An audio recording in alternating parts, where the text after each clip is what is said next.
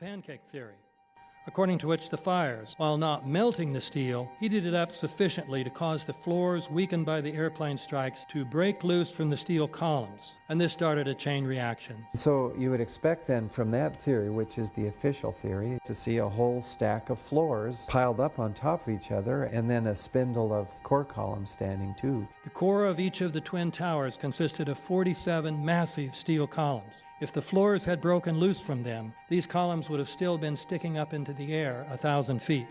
The plane did not cut all those core columns.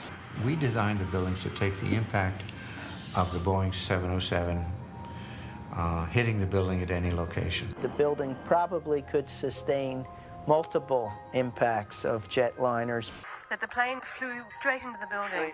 Through him, right. Yeah. So you're saying that the building was actually designed to cope with a hole like that and still survive? Yeah, it was.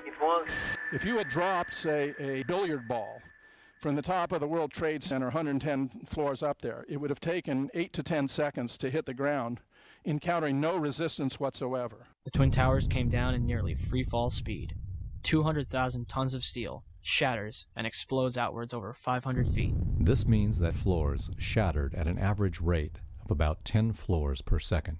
There is no scenario for a pancake effect of buildings falling that allows them to fall at the rate of free fall. Now what can do that? What can move mass out of the way? Explosives.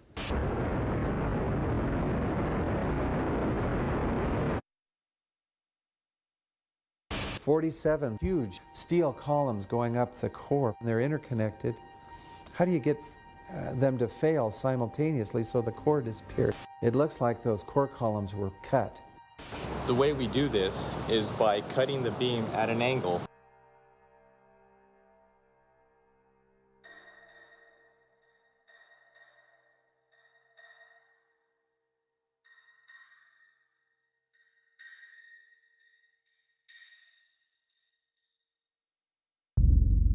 I started looking at the molten metal.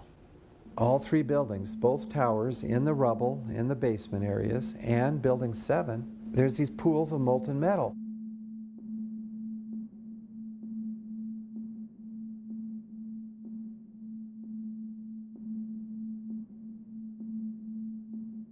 You'd get down below and you'd see molten steel running down the channel rails. Like you're in a foundry. Like lava. The molten steel was found 3, 4, and 5 weeks later, when the rubble was being removed. He said that molten steel was also found underneath World Trade Center 7. So I'm looking through the official reports. What do they say about the molten metal? They say nothing.